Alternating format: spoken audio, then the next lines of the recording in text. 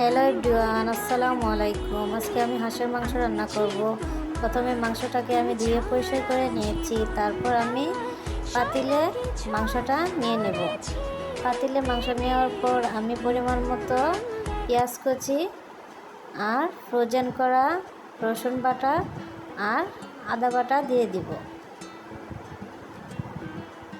এগুলা দেওয়ার পর আমি একটা তেজপাতা দিয়ে দিব। তারপর এলাচ আর দারচিনি আমি দিয়ে দিলাম। দিয়ে দেওয়ার পর আমি পরিমাণ মতো মরিচের গুঁড়ো আর পরিমাণ মতো হলুদের গুঁড়ো দিয়ে দিব।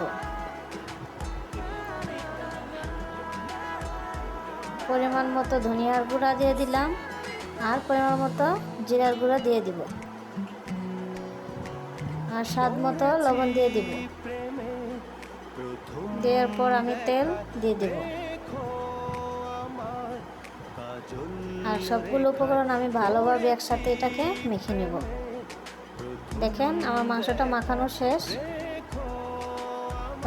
তারপর আমি চুলায় বসিয়ে দিলাম। অল্প আছে মাংসটা ভালোভাবে কষিয়ে নিতে হবে। এভাবে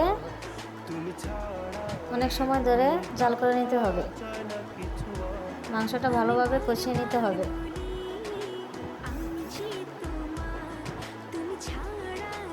দেখেন আমার মাংসটা অলরেডি কষানো শেষ।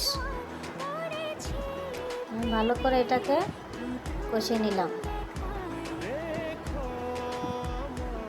নেওয়ার পর আমি পরিমাণ মতো আমি কিছু পানি দিয়ে দেব রান্না করার জন্য।